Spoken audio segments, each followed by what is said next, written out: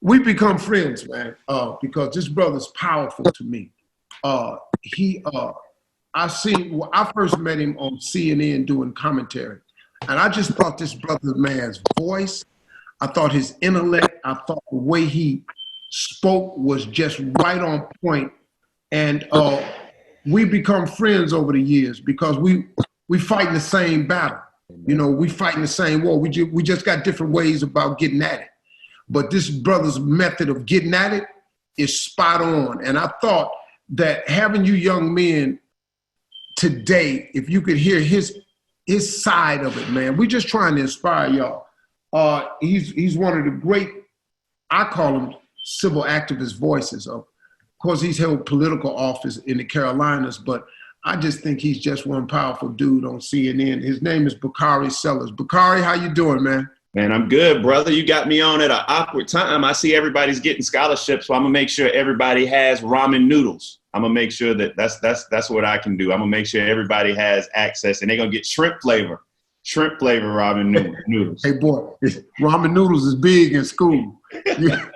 You can't make it through college without ramen noodles. You can't.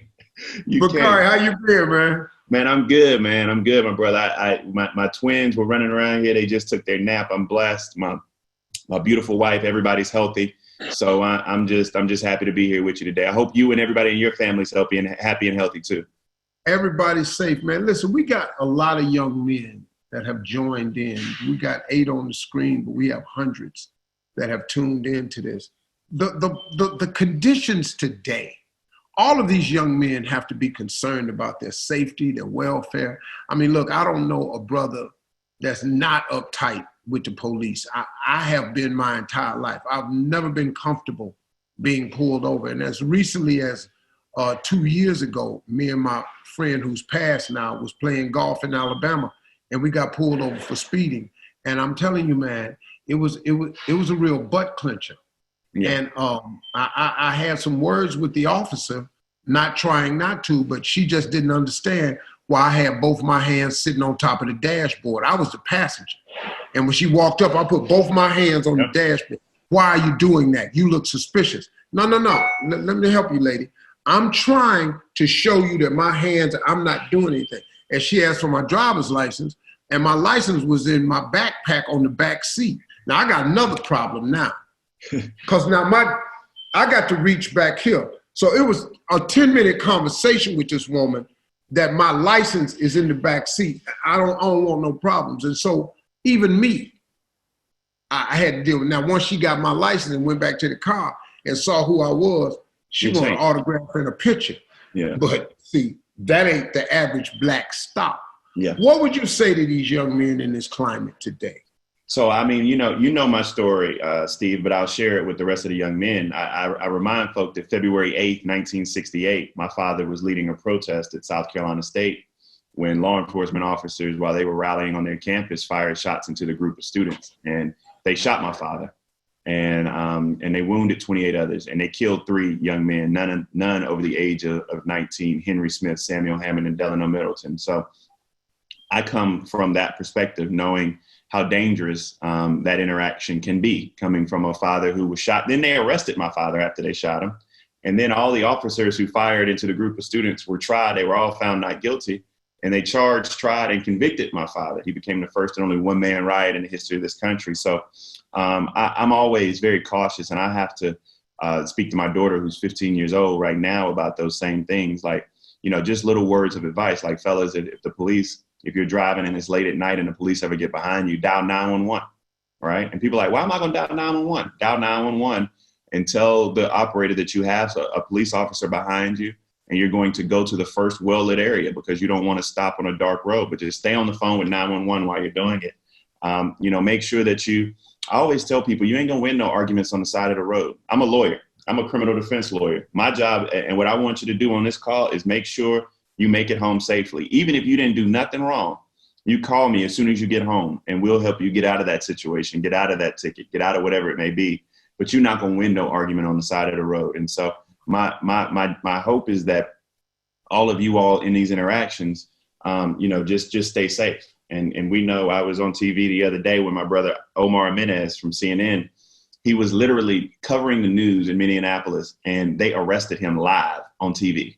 I've never seen anything like it before. Had his press pass and everything, and they still arrested him. And I was nervous for him watching it because he kept trying to lift the mic up to talk, and everybody was like, "No, Omar, just put your hands behind your back," because I didn't want him to be another example. I want you guys to live because I'm tired of having to live for you. You know what I mean? I tell people all the time that I live for Tamir. I live for Alton. I live for Walter Scott and Keith Lamont Scott and Trayvon. All of these individuals. And now we have George, Ahmad, Brianna. I live for all of them. And it gets exhausting and it gets tiring. And so I want you guys to live and be able to go to college and have families or go to the military and be productive citizens. So whatever you do, make sure that any interaction you have with law enforcement, your number one goal should be to stay alive. Wow. See, this conversation that we have with these young men, this only happens in the African-American community. That's right. Other folks, they don't have to have this conversation, man. Yeah. I play golf with people and I was talking to them and I was telling them, this is what I told my son. The guy asked me, why do you tell your son that? I said, because there is a high possibility that my son won't come home if I don't give him this talk. He said, why would your son not come home? And I understand because, see, there are people who think racism doesn't exist because they've never felt the effect of it and they've never had an experience. They don't have Black friends. They don't do any social activities with Black friends. And so they have and so they're in this bubble. So they actually think they're not really aware of racism. The guy said, why would you tell him that? I said, because your peers could kill my son. Exactly. And I just have to be, because I get tired of trying to soft shoot a conversation.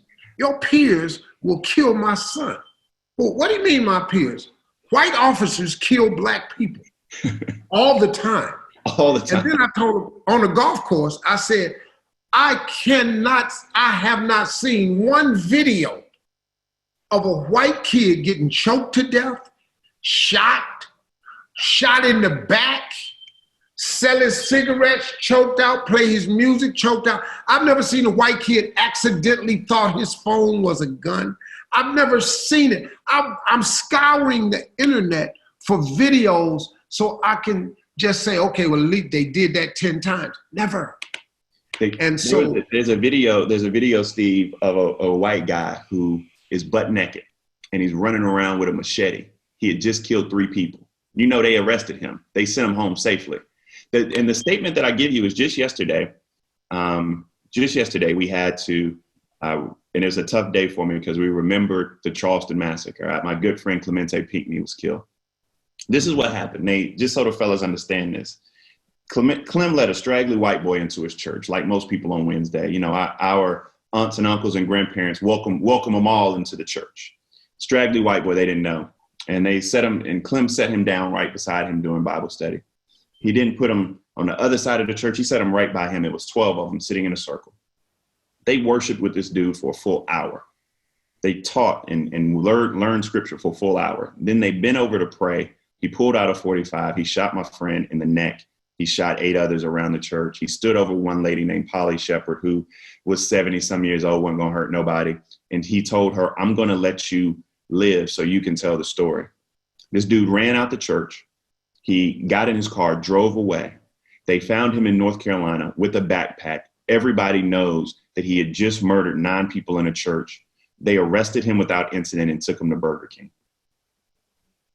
We have people right now who are selling loose cigarettes, right? Tamir Rice, they thought Tamir Rice was grown. He was 12, right? That's crazy. And you have a mass murderer who they take to Burger King. So that is just, and let me explain, fellas, I want to be clear, if nothing else. I want to explain to you why that is. None of you all on this call can or know anybody that can put their knee on somebody's neck for 8 minutes and 46 seconds. I don't know nobody who can do that. But the reason they're able to shoot you in the back, the reason they're able to because there is a large portion of this population who see you guys as being less than human. And that's what I want to do. Every single day, I want you to understand that there's a crown above your head that you have to grow into. And although there are people out here who don't want to give you the benefit of your humanity, I want you to go out, and this is the God's honest truth. I just don't want you to be a doctor. I want you to be David Satcher. I just don't want you to be a lawyer. I want you to be Thurgood Marshall. I just don't want you to be a politician. I want you to be Nelson Mandela. I want you to be the very, very best at everything that you can do possible. That's the only way that we can push back. You know, man, I've been thinking about this situation. I'm older than everybody on this call. I've been involved in riots since '68. I participated in '69. I got beat by my father for doing it, but my brothers was up there rioting, and they was 11 years older than me. I was 11. I'm going to riot with my brother. So I broke into a store. They had busted a window, and I stole a green leather jacket. And I hid it because I knew I was going to get in trouble. And I wore it to school the next day. It was 8 sizes too big, but I wanted this green leather jacket. I had been riding by on my bike. That was my experience at first. But when Martin Luther King was assassinated, it was the first time I saw my mother and father crying together. And I'm coming to the house and they're crying. And my father made a statement that changed my life forever. Now I've made some adjustments along the way, but it affected me as an 11-year-old boy. When they killed Dr. King, my father said, "This is a goddamn shame. White folks don't want us to have nothing." And at 11, I heard that. He said, all this man ever talked about was sitting down in peace and holding hands, praying together, just treat us equal. They don't want us to have nothing. They killed everything we got. And at 11 years old, that had a profound effect on me. And I grew up thinking, because I went to an all-black elementary, all-black junior high, all-black high school. There was no busing when I was growing up. You went to school where you lived. Everybody in my neighborhood was black. I never saw a white person. I grew up thinking that, man, they don't want to go to school with us. They don't want to be around us. They don't live with us. They don't want us to have nothing. And that shaped my thinking for a long time. I ended up meeting some whites that were really, really cool that helped me along the way. But my basic thinking was done. And so as I've dealt with this my entire life, this is nothing new that's happening. Social media is catching it on camera, but we've been seeing this here. So here's the deal. And Bakari, I'm saying this to you because you're the guy that I think is a young enough lion with Tamika Mowry and this Kimberly Jones sister that did that viral video the other day. I just talked with her. You all are young enough, because I said something, I was joking, but it's kind of true. Protesting is a young person's sport right now. Protesting is a young person's sport. Because see, the way these cops is whooping y'all's ass, pushing you, gotta be able to fall, get up, you gotta change directions, you gotta jump over a car, you gotta run up the building and hide, you got to dive out the window. That's protesting is a young person's sport. And so I'm so proud of these young lions that's out there protesting right now. I really am, man. I'm proud of them because I get it. I don't condone the burning and looting, because once you break the law, that allows them to inflict whatever damage they want to you. So I need young people to be careful, and I don't want us to hustle backwards. But I don't condone it, but I understand it. Hey, that's exactly because right. Like Martin Luther King said, riot is the language of the unheard. So I get it. I get it. I swear to God, I do. But Bakari, here's for you. Show me how I can do this, because I have an idea about this police brutality. See, I think that police, since they are hired to uphold the law, then police who are hired to supposedly uphold the law should also be held to the law. What I'm saying is, It take you longer to get a barber's license than it do to become a police officer. You got to go to barber college 2 years, cut somebody's hair. Your ass will be an officer in 21 weeks. Hold up, partner. We need to slow this down a little bit. And then the second thing of it is, just because you have a badge, you should not decide whether I die today.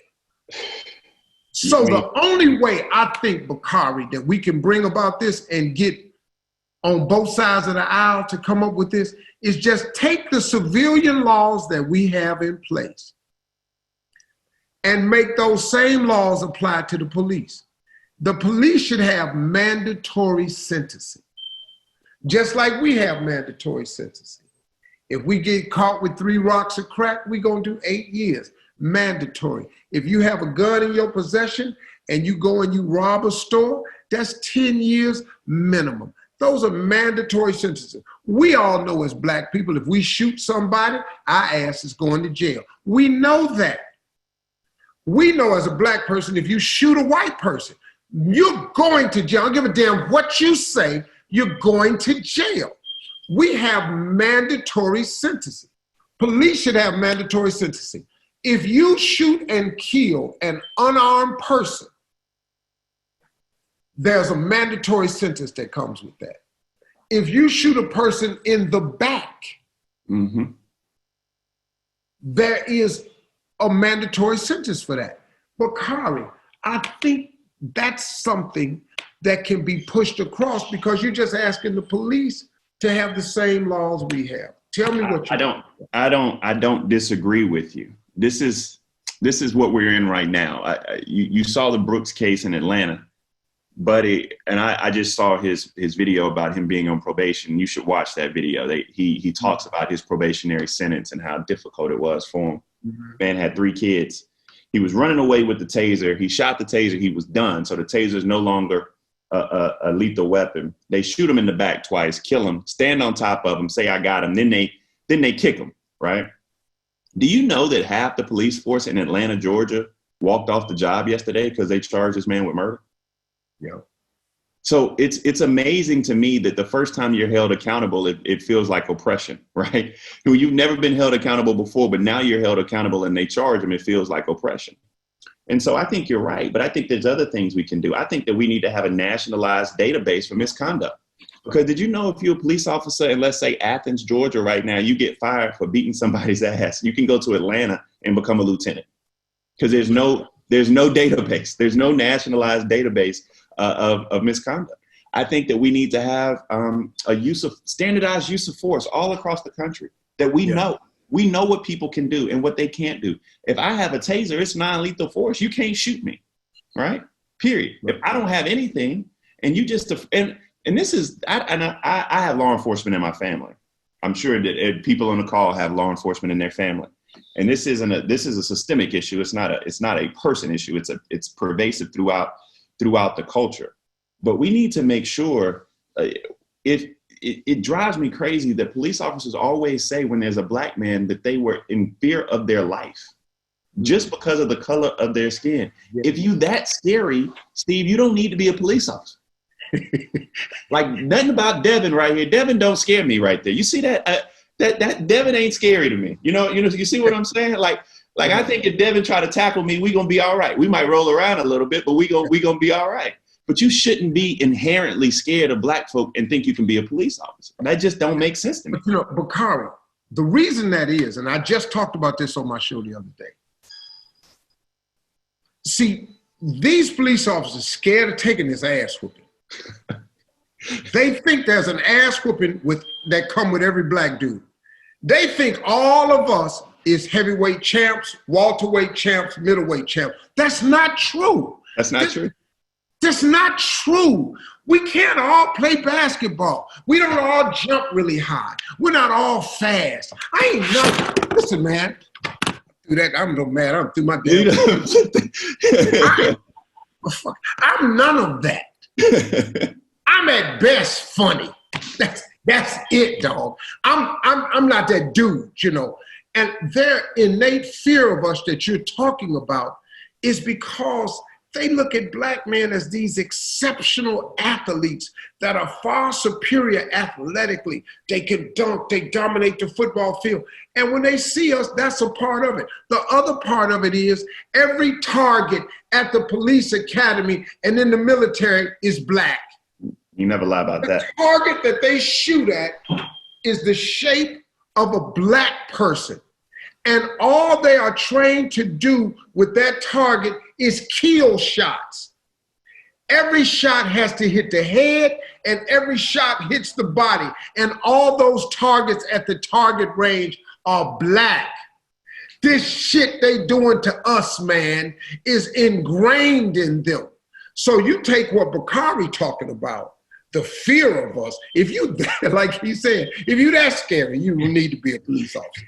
This is your chicken little ass doing with a gun. Now you take this fool that's been shooting at black targets, kill shots. That's why so many of us die, because all they know is kill shots. Ain't no shoot in the leg, slow him down, bust a car tire out. Shoot him in the kill shot area. And we are dying. We need to be, the training has to be longer than 21 weeks. The background check has to be longer than that. And then, like Bakari says, we're on to something if we can get a national database and control where these guys are working and what they do. And I think, man, that there are enough whites involved in this protest right now that you could actually get some of that across the finish line. Because what the president passed, this police reform bill, is nothing. We got a saying in South Carolina. My basketball coach told it to me one time. He was so mad at me. I was missing so many shots, but I kept taking them. I had a shooter's mentality and couldn't shoot. He said, Bakari, man, you about as good as an ashtray on a motorcycle. And so, and so that is what made me feel small on the floor. Hold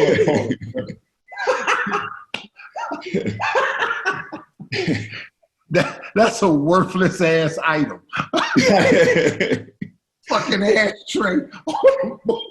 That's what he told me. That's how good I was playing. I was playing Lower Richland High School. I never forget it. Man, he started cussing. He was like, Sellers, you good as an ashtray on a motorcycle. That's how good that bill was yesterday. But let me also say this, man. A lot of these black boys on this call right here need to go into law enforcement too. Because we're not gonna change it unless we get more people looking like us. Yeah. I mean, you know, man, you know what you were talking about earlier too, when all these police officers in Atlanta want to quit and call in because of the charges against their officers. Yeah, that's another thing I noticed too, man. Police officers are so upset on 48 hours forensics files because they go to the hood and they got a no snitch policy in the hood and they can't solve crimes because they have a no snitch policy. Mm-hmm. Okay, I understand that. But the police got the same policy. True. Police have the same no snitch policy. The blue wall. Bro, they sit there and watch each other commit crimes, plant dope on another brother, plant a gun on a brother, shoot an unarmed brother, and will wait, figure out a strategy, write the police report up so it fits what each other say. You saw what happened in Minnesota. When Chauvin's knee was on the man's neck, there was a black guy around there just sitting with his hands in his pocket. I wanted to slap him too. How you just gonna sit there and let that man kill that man and he ain't doing nothing? He just sat there.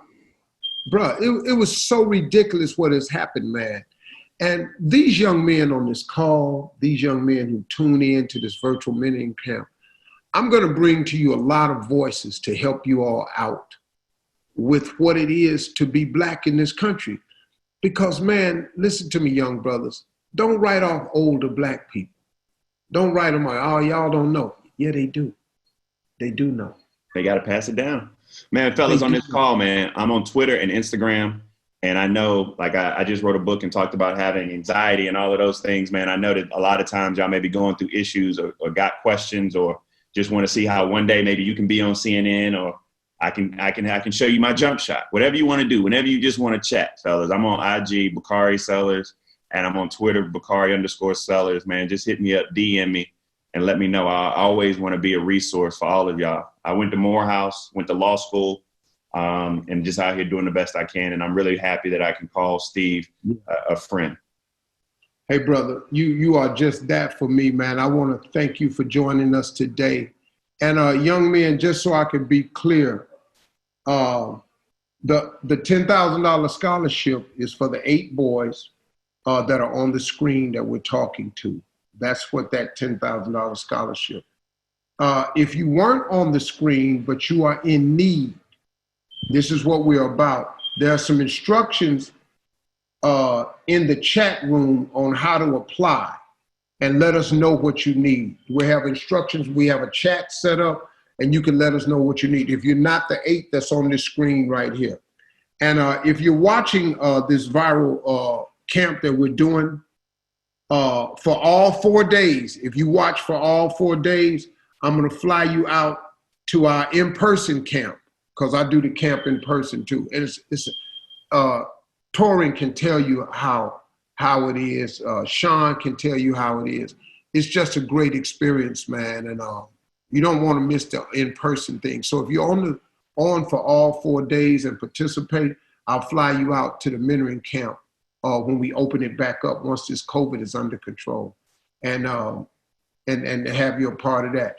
And so next up, everybody, hey, Bakari, thank you so much, man. Thank you, brother. And don't worry, all 8 guys, man, I got you shrimp and beef flavored ramen noodles. You let me know where you're going to school.